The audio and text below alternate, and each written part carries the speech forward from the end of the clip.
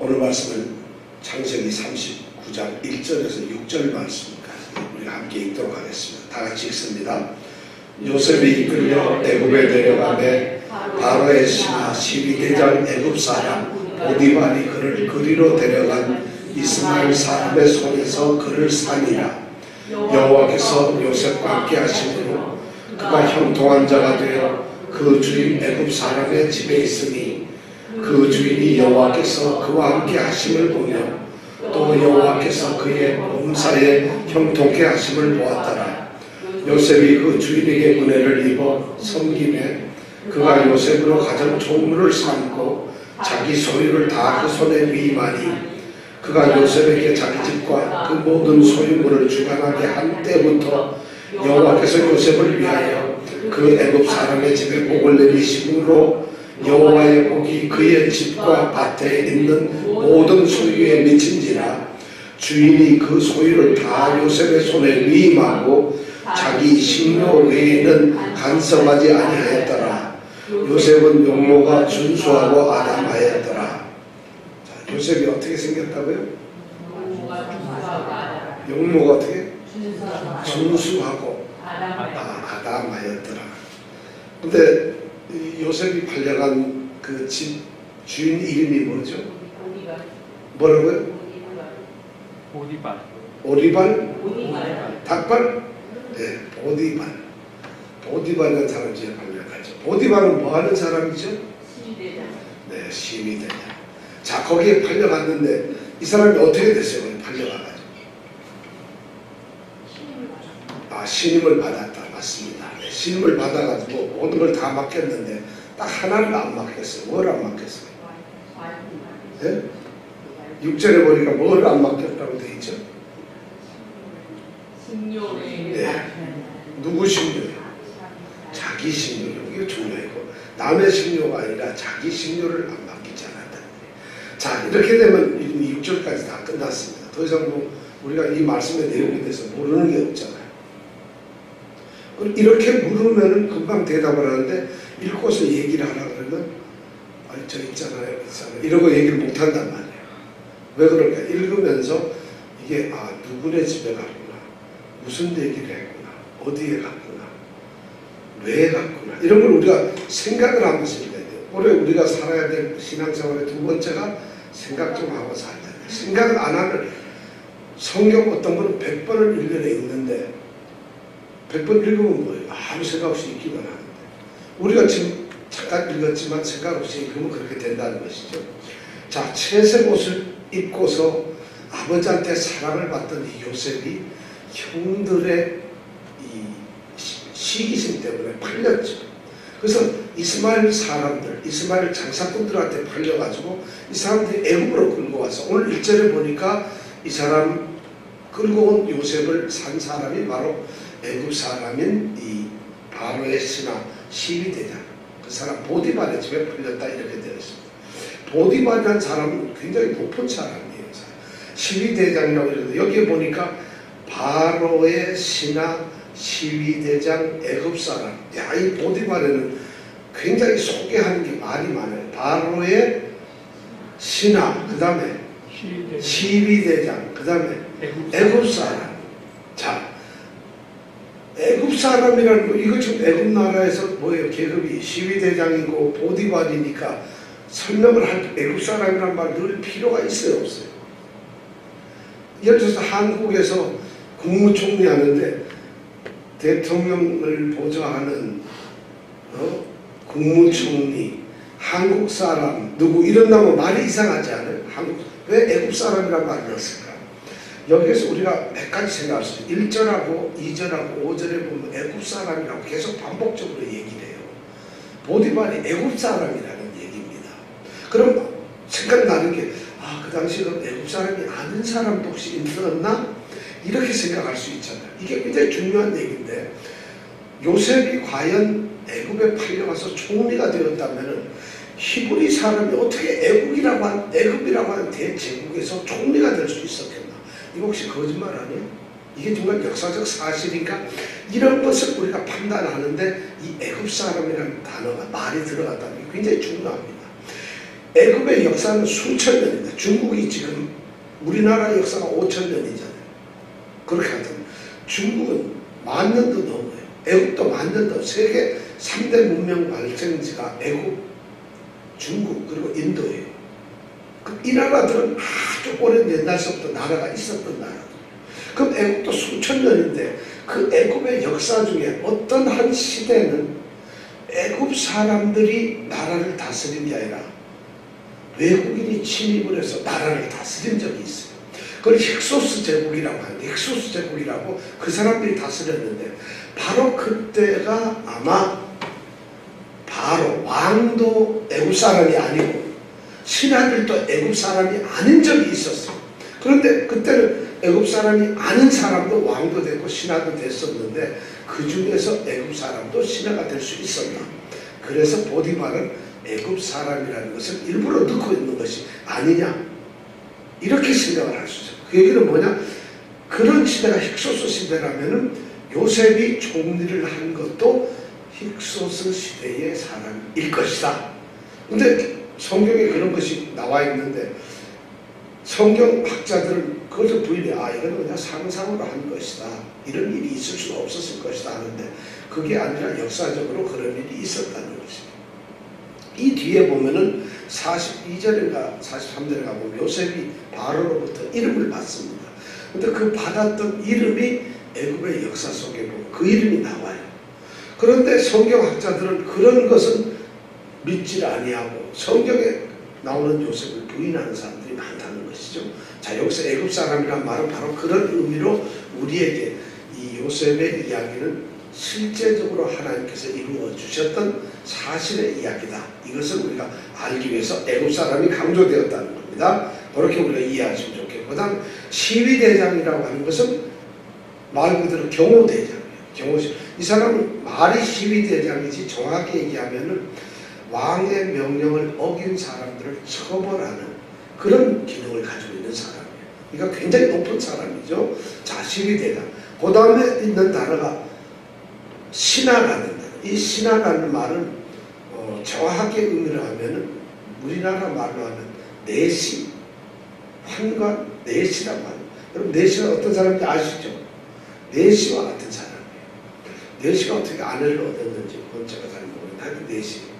그 다음에 바로의 신하라는, 바로는 무슨 뜻이죠? 바로는 왕이라는 말이에요. 바로라고 하는 이 단어의 정확한 뜻은 애굽 말로서, 이집트 말로서 정확한 뜻은 뭐냐면, 우리 맨하탄에 있는 큰 식당 이름 뭐죠? 큰 집. 바로 큰 집이란 말이에요. 바로라는 뜻이. 야, 이거 하나 알면 또 맨하탄에 가서 큰 집 딱 보면서 이거 바로라는 말인데, 이럴 분이 병력이 여기에 2분 계실 것 같아요. 2분이 계실 것 같아요. 자, 바로라는 말은 이 이집트 말로서 큰 집이라고 하는 말이에요. 그러니까 바로의 내시고 신하였던, 그리고 시위대장을 하는 애굽 사람 보디발이라고 하는 이 말의 의미를 우리가 정확히 알 수가 있죠. 그러니까 또 보디발이라는 말도 우리가 단어를 이렇게, 보디발이라는 이름의 뜻은 뭐냐면 하면 애굽 사람들이 섬기는 태양신이 있는데 그 신이 레라고 하는 신이에요. 레. 그 레가 주신 자는, 레가 이 땅에 보낸 사람이 바로 보디발이라는 뜻을 가지고 있어요. 그러니까 보디발이라는 사람은 이름도 굉장히 종교적이면서도 굉장히 정치적이고, 그리고 이 하는 일도 굉장히 높은 고위직의 사람. 바로 그 사람이 누구를 샀느냐 하면 요셉을 샀다는 거예요. 그럼 요셉의 앞으로 운명은 어떻게 되겠어요?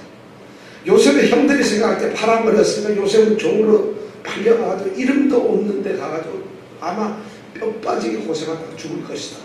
형들은 그렇게 예상을 했을지 모르지만 놀랍게도 하나님은 요셉을 이렇게 해가지고는 노예인데도 이렇게 괜찮은 집에다 노예를 팔 수 있도록 이렇게 만들어 주셨다.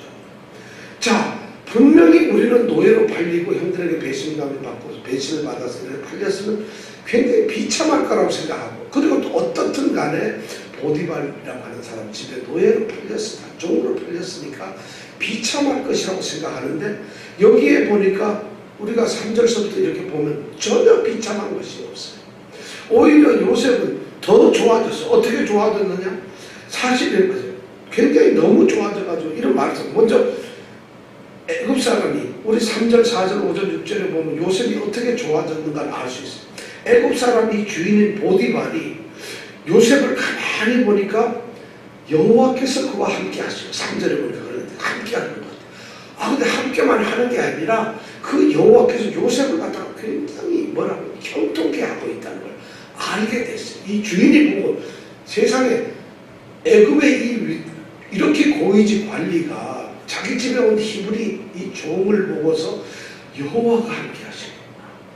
그리고 여호와께서 그를 형통하게 막 소위 잘 나가는 사람으로 만드는구나 하는 것을 보게 되었다는 것이죠. 종이 하는 일을 이렇게 보니까 비범해 다르다는 것이죠. 그러니까 종이 굉장히 현명하고 총명하고 지혜롭게 하는데 정말 신실하고 성실하고 야, 저 사람한테 일을 갖다가 막 주고 싶은 거예요. 그래서 뭐 예를 들어서 이게 500불이면 할 수 있는 일을 5만 불 주고 시키고 싶고 막 이런 마음이 생기는 거예요. 왜냐하면 너무 성실하니까. 저 사람한테는 1시간 일하면서 1시간 주급을 갖다가 시급을 한 25불 주고 싶은데 250불을 주고 싶고 2,500불을 주고 싶을 정도로 성실하다는 얘기예요. 이게 바로 요셉의 특징이에요. 그것도 보디발 애굽 주인이 보니까 그렇다는 거예요. 4절에 보니까 그렇게 되니까 이 보디발이 요셉을 불러가지고 뭐를 시켰어요? 4절에 보면 뭐를 시켰다 되어 있죠? 가정총무. 가정을 책임지는 집사로 가정의 총책임자로 그를 임명을 하는 거예요. 세상에 종인데 요셉이 가지고 있었던 건 종으로 팔려서 아무것도 없어요. 단지 성실한 신실한 밖에 없어요. 그런데 그 요셉을 가정총무로 해가지고 자기 소유를 자기가 가져온 모든 재산을 다 맡기고 네가 관리해라 이렇게 된 거예요. 그리고 또 5절에 가면 그것도 더 넘어요. 자, 더 놀라운 것은 요셉을 가정총무로 맡긴 바로 그때서부터 시작을 해요. 딱 맡기고 나니까 여호와께서 요셉을 위해 가지고 그 집에다가 막 복을 내리는 거예요. 5절에 그렇게 되어 있죠. 요셉에게 이 보디발은 정말 신실하고 똑똑하니까 가정총무를 시켰는데 가정총무를 시키고 난 그때서부터 하나님께서 바빠졌어요. 요셉이 가정총무니까 해서 요셉을 위해서 보디발 집에다 막 복을 쏟아부어 주시는데 어떻게 밭과 뭐 또 뭐라 그랬어요? 집과 밭에 있는 모든 소리 막 복을 주는 거예요. 뭐 생각나죠? 야곱이 가서 일을 하니까 누가 부자가 됐죠? 야곱이 가서 막 일을 하니까 삼촌이 막 부자가 된 것처럼 하나님의 사람들이 부자가 되는 거예요. 그러고 나서 이제 6절에 보니까 요셉에 그렇게 그쯤 되니까 이거 손댈 게 없이 네가 다 하세요. 딱 하나만 놔두고 내 10년 내가 먹는 것만 빼고 네가 다 하세요. 이렇게 다 맡겼다. 이렇게 돼 있어요. 왜 이렇게 요셉은 형통하게 되었을까? 뭐 때문에 요셉이 이렇게 형통하게 되었을까? 2절에서 그 답이 있어요. 2절 한번 읽어볼까요? 시작.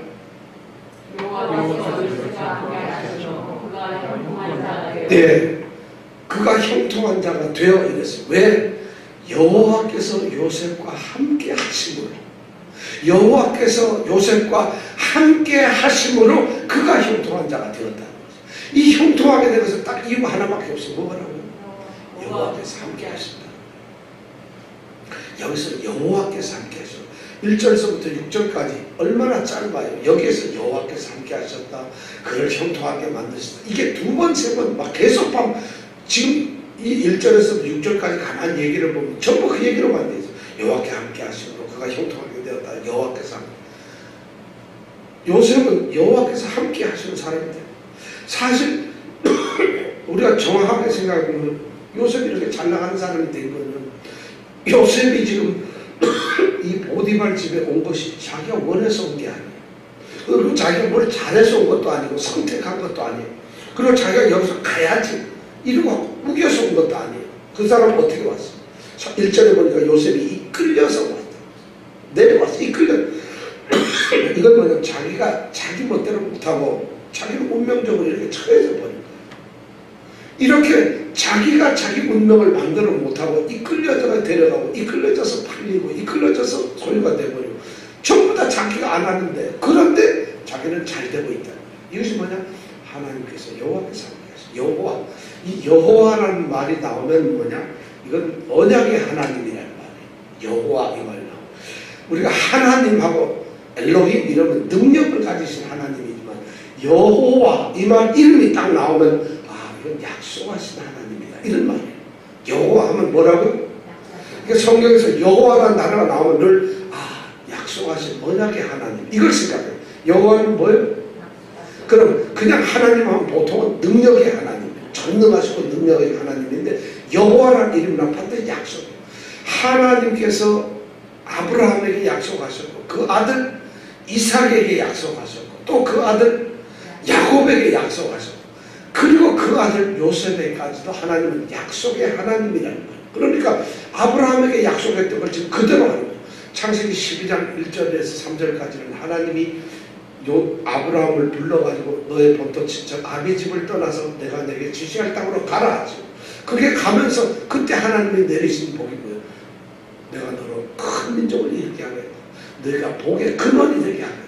너를 축복하는 자에게 내가 복을 주겠다. 너를 저주하는 자에게 나도 저주하겠다. 이것이 내렸던 축복이에요. 그 축복이 지금 4대째 가서 요셉에게 그대로 이루어지고 있는 거죠. 이 말씀을 이렇게 읽어보면 우리 인간에서도 그런 것 같아요. 우리가 어디에 가든지 어느 곳에 있든지 어떤 시간 어떤 환경에 처해 있든지 사실 그게 중요한 게 아니에요. 가장 중요했던 것은 환경은 달라지고 있는 곳은 달라졌지만 하나님은 그대로 계십니다. 지금 요셉에게 가장 중요한 건 그거예요. 아무것도 요셉에게는 모든 환경이 완전히 달라지고 자기가 어떻게 할지 몰라요. 어떻게 할 수도 없는 그런 환경에 떨어져요. 환경은 날마다 바뀌어요. 그런데 하나도 바뀌지 않는 것은 하나 뭐예요? 하나님이 함께 계십니다. 여호와께서 함께 계심으로 여호와께서 함께 코람데오 여호와 앞에 있다. 코람데오라는 말은 코람이란 말은 그 앞에라는 말. 데오는 하나님입니다. 자, 코람데오라는 것은 여호와 하나님 앞에서 그러니까 우리가 늘 하나님 앞에 있다는 이런 의식을 하죠. 하나님 앞에 바로 여호와께서 함께 하시고 여호와께서 함께 하시고 이 말 때문에 지금 이 요셉은 이런 정말 잘 나가는 정말 이렇게 형통한 이런 축복을 받게 됩니다. 사실 암담하잖아요. 요셉이 여러분 17살짜리 소년이 아버지 어머니의 그런 사랑을 받다가 10명의 형들이 자기가 이름도 모르는 도단이라는 데서 팔아버리고 그리고 그 이스마엘 모르는 이 장사꾼들 손에 끌려가지고 애굽까지 끌려와서 종으로 팔렸을 때 무슨 소망을 갖겠습니까? 애처롭지 않겠습니까? 아니 가윤이가 우리가 20몇 살인데 저기 군대 갔을 때 얼마나 많고 저 잘해낼까 걱정입니다. 이 17살짜리 이 사나이가 종으로 팔려가서 살아서 얼마나 걱정입니다. 그런데 요셉이 여기 그 환경에서 불평을 했다는 소리 하나도 없어요. 원망을 했다는 소리도 없어요. 아무런 요셉이 자신의 환경에 대해서 내 꼬라지가 왜 이런가? 내 운명은 어떻게 이런가? 나는 왜 이래야만 하는 하는 말이 하나도 없이 오직 하나님께서 여호와께서 함께 하십니다.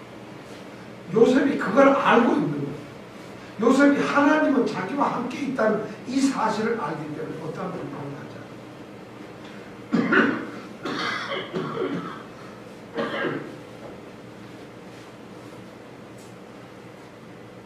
근데 하나님 참 우리는 가끔가다 저는 이 말씀을 보면서 이런 생각입니다. 하나님이 야속해요. 왜냐하면 하나님이 함께 계신 것까지 좋은데 왜 꼭 그러면 형통을 주는 것까지 좋아 죽겠는데 그럼 좀 자유를 좀 더 좋은 생활을 하게 해야지 왜 종놈으로 노예로서 이렇게 그냥 형통하면 뭐하냐 노예로서 그렇잖아요. 자유를 주고서 좀막 이래주면 더 좋잖아. 우리는 가끔 하나님 내가 하나님 자녀고 하나님 말씀 잘 듣고 잘 믿는데 이왕 주는 말 화끈하게 좀 복을 확 밀어주지 또 여전히 자기는 노예예요. 노예 하나도 할 수도 없는 거예요. 그럼 하나님은 도대체 왜 이러시는가? 우리 인간은 그렇게 생각할 수 있어요. 근데 하나님은 생각이 있어요. 하나님의 뜻이 왜 그럴까요? 하나님 때가 아니에요. 지금 요셉은 실제로 우리가 37장에서 보면은 채색 옷 입고 형들 고자질하고 이럴 때 굉장히 건방지고 좀 교만한 게 있었어요. 자기가 만들어 놓은 집단에다가 어떻게 그 별 집단을 보고 다 절한다. 자기 하늘에 있는 자기 별 보고 누가 절을 해? 태양과 달과 별이 절을 한다. 이럴 정도로 약간은 좀 교만기가 있는 사람. 그럼 그 교만기를 좀 누그러뜨려야 되니까 하나님께서 그를 성숙하고 연단을 시키기 위해서 지금 고난을 주고 있는 거예요. 그게 고난이 유익한 거예요. 요셉은 그런 것을 알아요. 하나님은 나와 함께 하시면서 지금도 하나님의 뜻은 내 안에서 지금 섭리하고 계신다. 이것을 알고 있기 때문에 불평이 나올 수가 없어요. 우리는 하나님의 때보다도 하나님의 기준보다도 하나님의 생각보다도 내가 좀 더 괜찮은 것 같아. 아니 나 이 정도면 괜찮은데 나에게 왜 축복을? 그럼 하나님이 뭐라고 해서 너에게 저 축복을 웃기는 소리 하지 마라 이렇게 되실 거예요. 하나님의 때가 아직 안 되었던 것 같아. 자 그런데 이 보디발이 딴 건 다 먹겠는데 먹을 것을 자기 이 먹을 것을 안 맡겼어요. 이 말은 아마 이런 뜻인 것 같아요. 이 히브리 사람들하고 애굽 사람들은 종교가 워낙 다르기 때문에 그 먹는 습관이 달라요. 히브리 사람들이 먹는 이 유대인들이 먹는 습관과 애굽 사람들이 종교를 가지고 먹는 습관 너무 다르기 때문에 보디발도 이름이 종교적이에요. 내가 자기가 태양신이 준 사람이기 때문에 이름이 너무 달라요.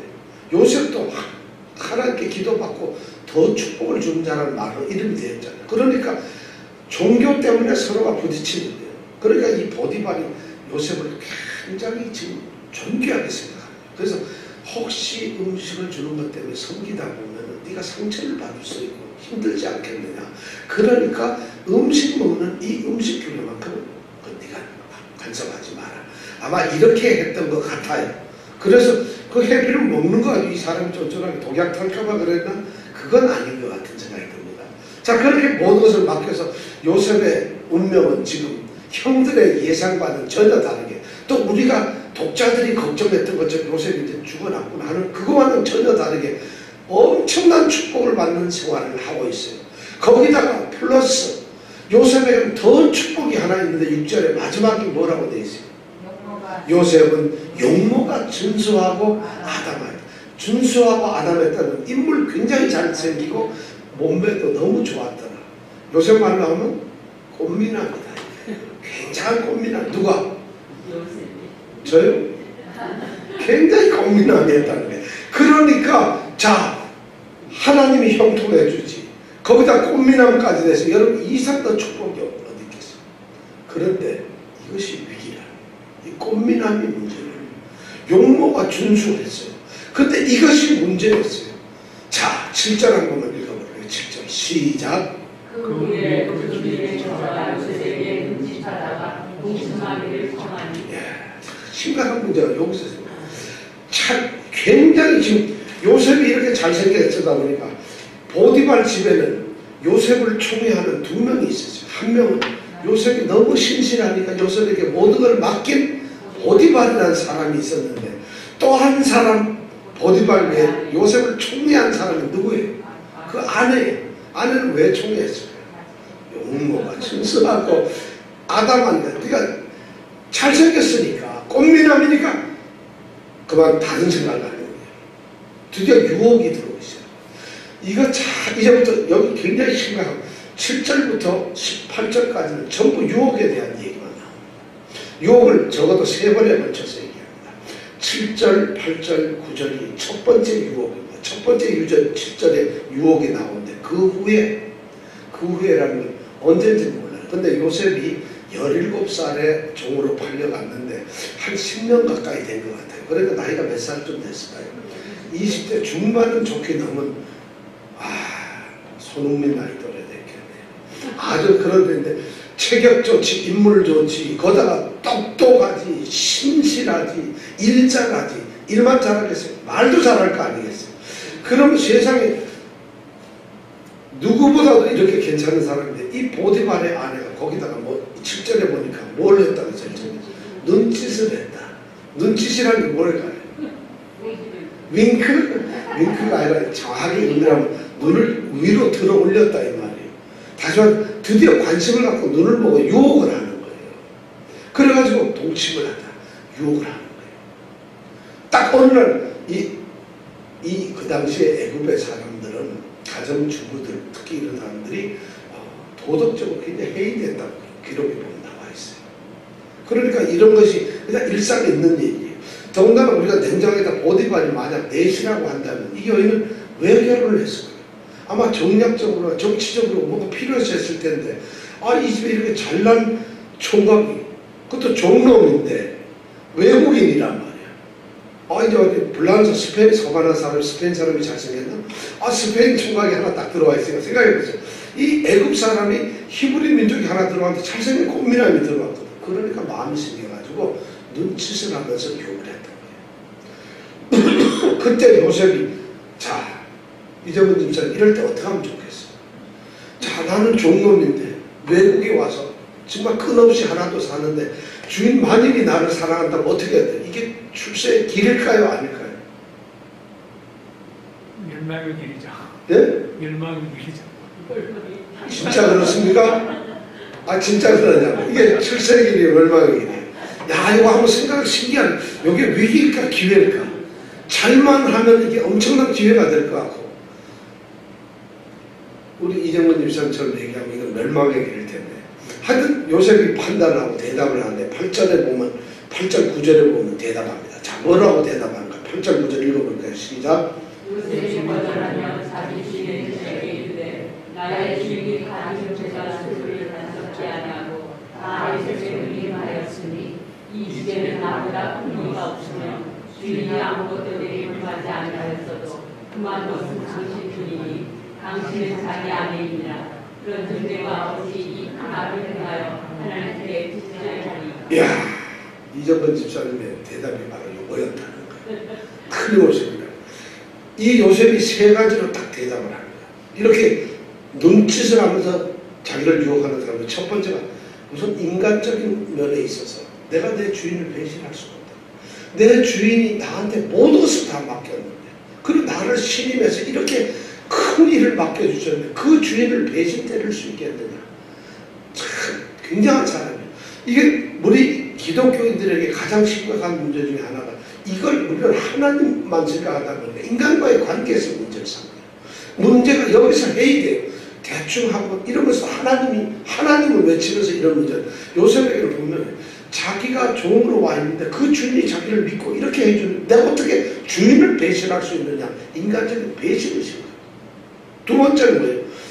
당신은 그 주인의 아내인데 아내는 절대로 어떻게 하지 못하는 그런 겁니다. 도덕적인 생각을 가지고 있어요. 아까는 인간적인 배신과 도덕적인 생각, 이건 자기가 해서는 안 될 일이야. 세 번째는 신앙적으로 이 모든 일을 하게 된다면 하나님 앞에 죄를 짓는 거예요. 신앙적으로, 도덕적으로, 그리고 인간적으로 생각해봐도 이거는 있어서는 안 될 거다. 이렇게 냉정하게 해가지고 자기의 그 가치관을 분명하게 선언하는 거예요. 이거는 있어서는 안 됩니다. 내가 주인을 배반할 수 없어. 그리고 당신을 범한다는 것은 이건 도덕적으로 옳지도 않아요. 더군다나 이 모든 일을 통해서 하나님 앞에 내가 죄를 범하게 된다면 그건 내가 해서는 안 되니까 난 그럴 수 없습니다. 차라리 죽이세요. 아마 죽이세요 이 말은 안 했지만 그렇게 거절해야 됩니다. 자, 이렇게 유혹이 있고 나서 딱 거절되면은 여자분들 어때요? 내가 이렇게 유혹을 했는데 이 사람이 딱 거절해서 이러면 어떻게 해야 돼요? 그래? 어디 한번 두고 보자. 이렇게 나가는 거죠. 이 아내가 바라는 10절에 보면 드디어 다시 합니다. 자, 10절 한번 읽어볼까요? 시작. 예, 날마다로 바뀌어버리는 게. 두 번째 유혹은 처음에는 한번 눈치다가 해봤는데 그러니까 그래 그럼 한번 집요하게 한번 내가 던져봐야지 해가지고 날마다 요셉에게 청하였어. 날마다. 그러니까 아마 요셉은 집이 같이 살지는 않았던 것 같아요. 종이지만 출퇴근하는 것 같아요. 그런데 오기만 하면 집에서 요셉이 이렇게 지나가면 저쪽에 있다가도 괜히 눈치도 한번 하고 요셉이 오면 어깨도 이렇게 옷을 내려뜨리고 뭐 아마 이랬을 것 같아요. 날마다 여기 보면 여인이 날마다 요셉에게 청하였다. 뭐를 청하였어요? 음식을? 예, 동침을 청했습니다. 그러면 요셉이 그 다음에 어떻게 대답을 했나 들어봐요. 그 다음에 시작. 요셉이 듣지 아니하여 동침하지 아니할 뿐더러 함께 있지도 않으리라. 요셉의 위대한 점이에요. 아까 악이 그렇게 했을 때 자기의 분명한 입장과 철학 생각, 가치관을 가지고 거부를 했어요. 요번에는 뭐냐면 악이 이루어지는 그 상태를 보고는 그곳을 피해버려요. 악의 자리, 지금 죄를 저지를 수밖에 없는 그런 상황이 된다면 그곳에서 피하는 거예요. 그곳에 있지를 않는 거야. 근데 우리 인간들은 말이죠. 그렇지 않아요. 어떤 뭐가 이렇게 되면 호기심도 생겨요. 어떻게 되나 한번 듣고 보자 하고 이렇게 있는데 죄가 될 만한 곳을 떠나버리는 거죠. 요셉에게 위대한 점은 그거예요. 사실 세상에서 우리가 살면서 유혹이 우리한테 닥칠 때 우리가 올바른 정신을 가지고 살아가는 것, 이 가치관을, 신앙관을 가지고 살아가는 것 너무 중요해요. 근데 그것이 우리의 시험을 반드시 이기게 하는 게 아니더라는 거죠. 그런 가치관이 있으면서, 그런 신앙관이 있으면서도 우리는 쓰러지고 거기에 유혹이 될 때가 있어요. 두 번째 확실한 방법은 뭐냐? 그곳에 있지 않는 거예요. 악이 있는 곳에 있지 않는 것이, 빛이 어둠과 같이 있으면 안 된다는 것이. 요셉은 그 생각이 보면 일하는 종이지만 주인이 이쪽 방에서 자기는 절로 가고 일을 안 하는 뒤로 따라오면 자기는 딴 데로 가고 계속 그냥 피해버리는 거예요. 야, 내가 본 요셉도 굉장히 힘들어. 날마다 그랬으니까. 세 번째 유혹이 나옵니다. 두 번째는 날마다 아주 집요하게 끊임없이 이렇게 유혹을 합니다. 자, 세 번째는 유혹이 어떻게 되느냐. 11절에 세 번째 드디어 유혹이 옵니다. 11절 한번 읽어볼까요? 시작.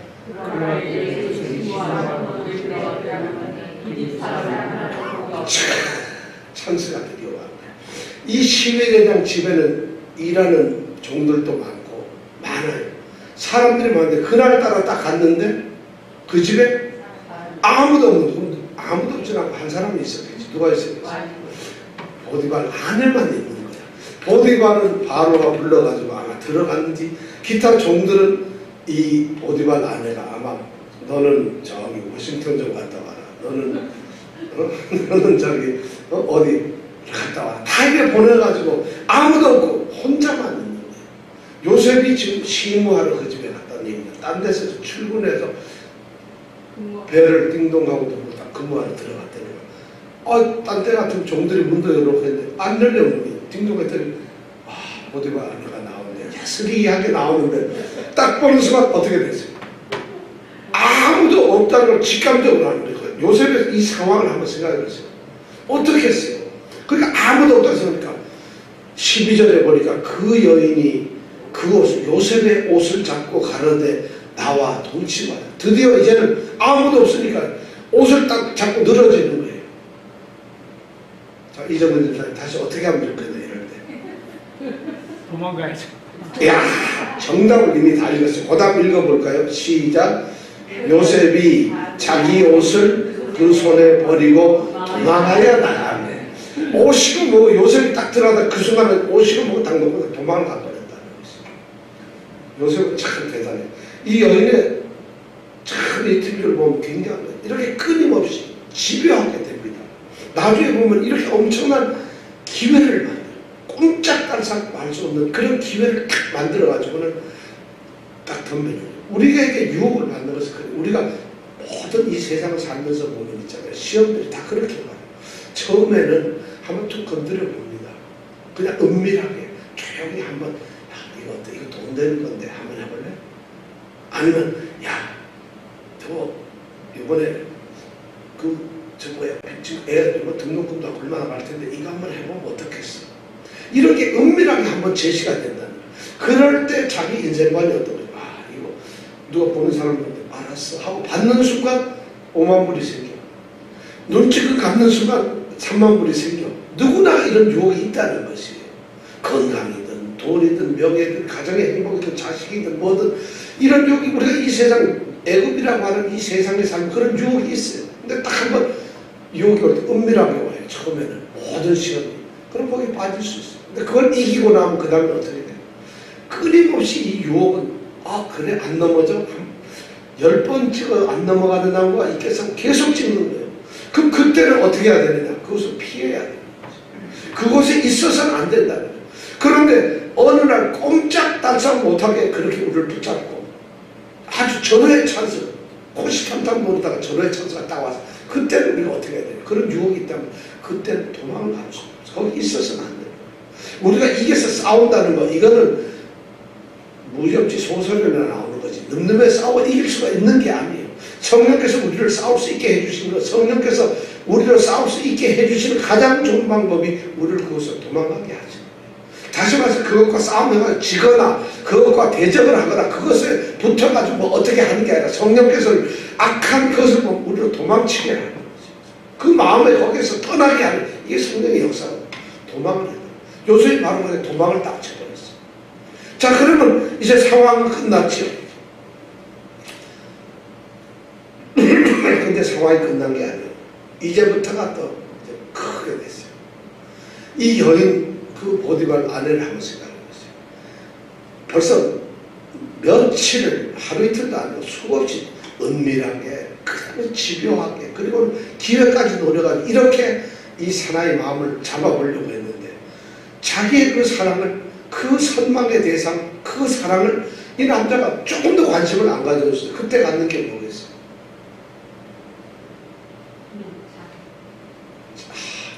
이렇게 나오나요?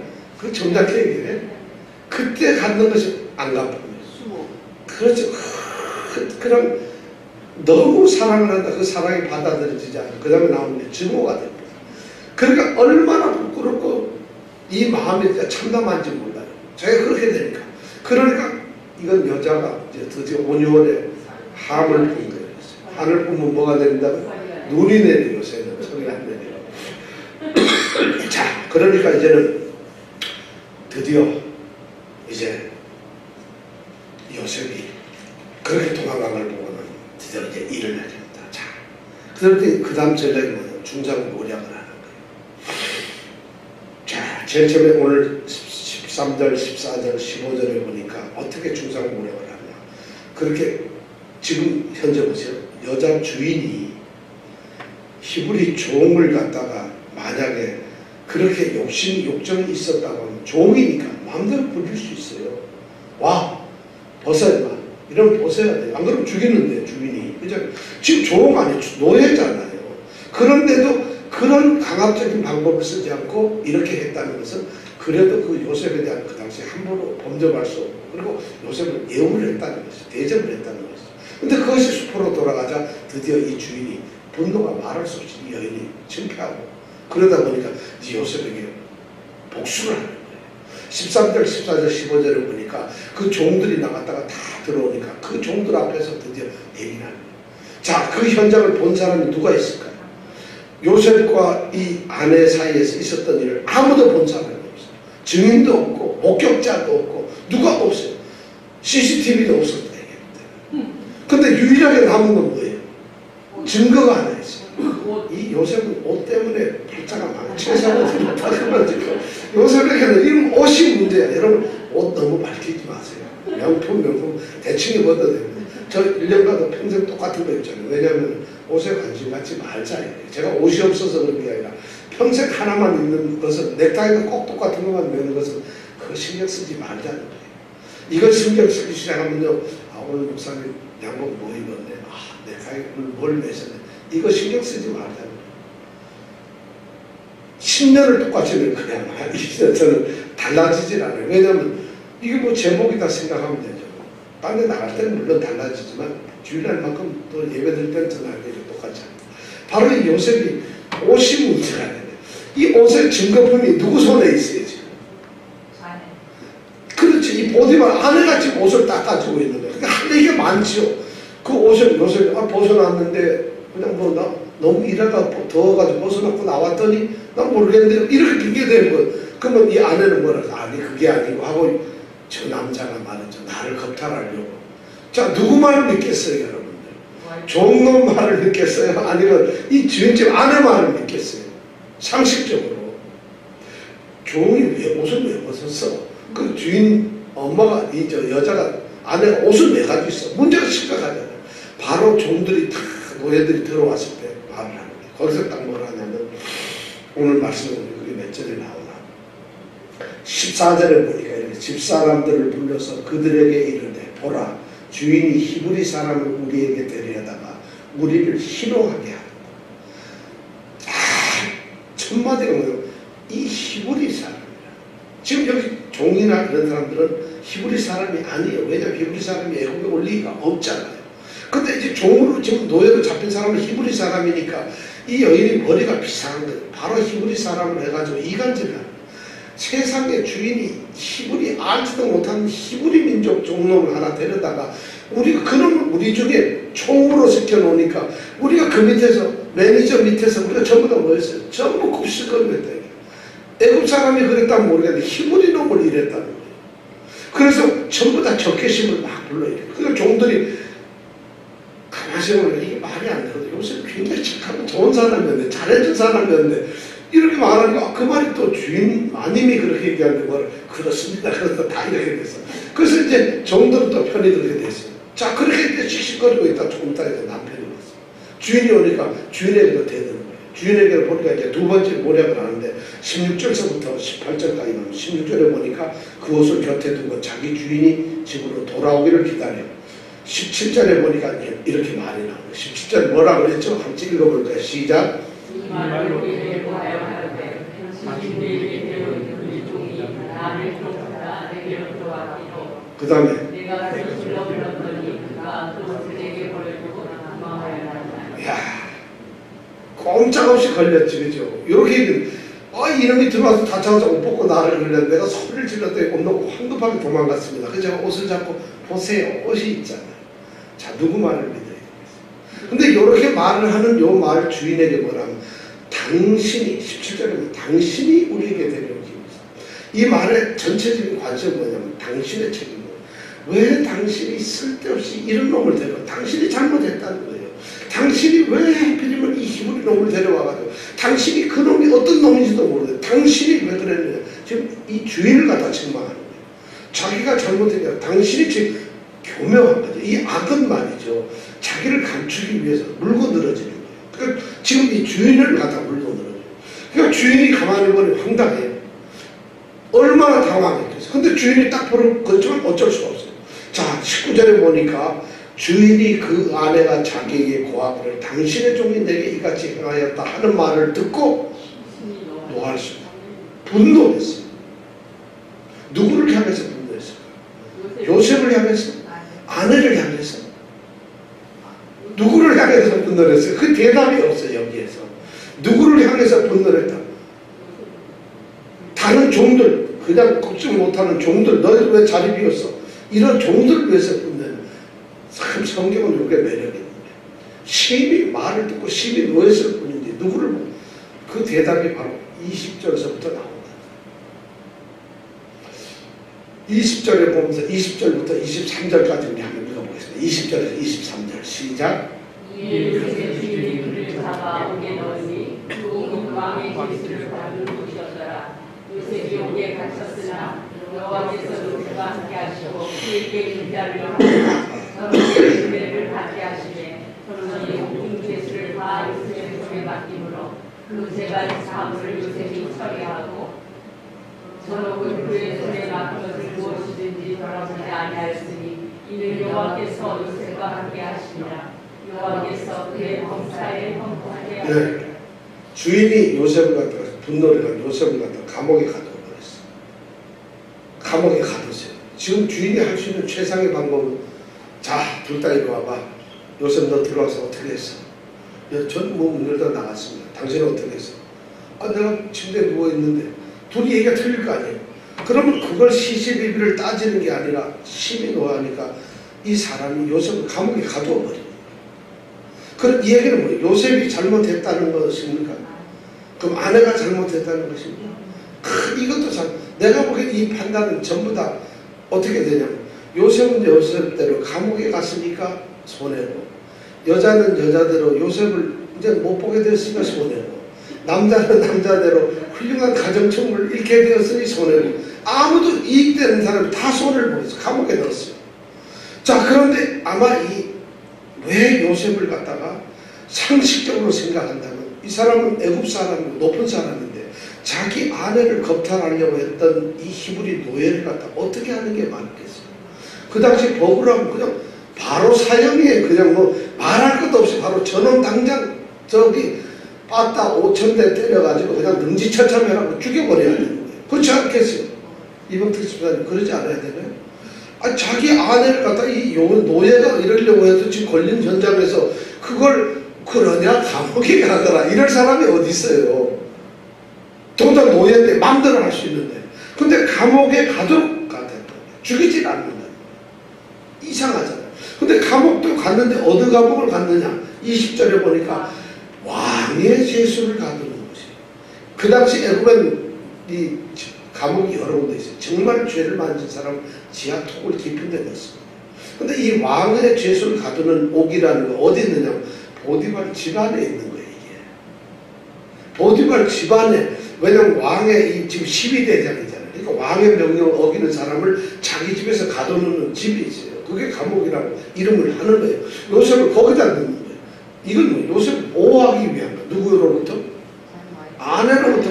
요셉은 어쩌면 이제 보디발은 자기 아내를 더 무심하고 평상시에 요게 나를 무시하고 그런 것을 아마 여러 번 전과가 있었는지도 모르겠어요. 사실은. 그러니까 요셉을 오히려 인정을 하고 있는 거예요. 결과적으로. 그렇지만 요셉은 어떻든 감옥에 들어갔어요. 자, 요셉이 억울하죠. 원통하잖아요. 자기가 무슨 죄가 있어요. 고향 떠났어. 가족들도 없어. 자기가 원한 것도 아니고 자기가 뭐 충성한 것밖에 무슨 죄가 있어요. 자기가 하나님을 안 믿어요. 근데 하나님은 왜 나한테 이렇게 엄청난 일을 할 거예요. 세상에 채색 옷 입혀가지고 아버지한테 인정을 받다가는 어디 갔어요. 구덩이에 던져지고 노예로 팔렸어요. 가정에 충실해서 가정 총무까지 되고 열심히 일해서 잘못한 것 없이 하나님이 형통까지 했는데 결과는 뭐예요? 깜빵 가는 거예요. 가장 밑바닥까지 와 있는데 요셉이 이를 원망하지 않아요. 오히려 여기에서도 그가 생각하는 건 뭐예요? 여호와께서 함께 하시니 그의 범사를 형통케 하였다. 지금 20절부터 23절까지 또 그 얘기로 계속 나오고 형통케 하셨다. 형통케. 오직 하면 이 간수가 이 전옥이라고 하는 간수의 깜빵 간수가 요셉을 보거나 또 인정하기 시작하고 그에게 모든 걸 맡기기만 할 거야. 그 다음에 신경 안 써요. 네 맘대로 다 해라. 자, 엄청난 축복을 받죠. 참 이상하네요. 근데 왜 이야기를 이 39장에 요셉의 이런 이야기를 할까? 하나님은 지금 요셉을 훈련시키고 있어요. 그런데 우리가 지난주에 들었던 38장의 이야기를 보면 유다와 누구의 얘기였어요? 유다와 누구요? 그 며느리 다말의 이야기를 들었잖아요. 자, 유다와 다말은 유다와 그 다음에 요셉 이 두 형제를 보세요. 유다는 나중에 이 야곱 가문에 아브람 가문에 맏아들이 되어가지고 장자가 되는 사람. 요셉은 이 가문의 아버지 야곱의 사람을 독차지하고 결국은 애굽에서 모든 가족을 구한 사람이에요. 둘 다 중심 인물인데 한 사람은 38장에서 한 사람은 39장에서 지금 요셉이 얘기하는 거예요. 똑같이 자기가 자기 집에서 살지 않고 유다는 아둘람이라고 하는 곳을 갔고 요셉은 애굽이라는 데 타이에서 팔려갔어요. 똑같이 가서 여자의 유혹을 받습니다. 유다는 어떻게 됐어요? 유다는 웬 떡이냐 이랬고 요셉은 이러시면 안 됩니다 이랬고 둘이 달라요. 요셉이 얼마나 신실하게 살았던가 아시죠? 지금 38장과 39장은 의도적으로 지금 두 형제를 지금 대조하고 있는 이 사람들이 이스라엘의 가장 중요한 형제들이고 가문을 이룰 사람들이에요. 그런데 이렇게 하면 요셉이 여기서 드러나고 있어요. 그러나 하나님의 족보는 이 그리스도의 족보는 유다를 통해서 온다는 것이죠. 참 엄청난. 자, 요셉이 지금 그렇게 더 뛰어난 것은 요셉은 사실은 어떻게 보면은 어느 곳에 있더라도 자기의 삶을 갖다가 불평하지 않았어요.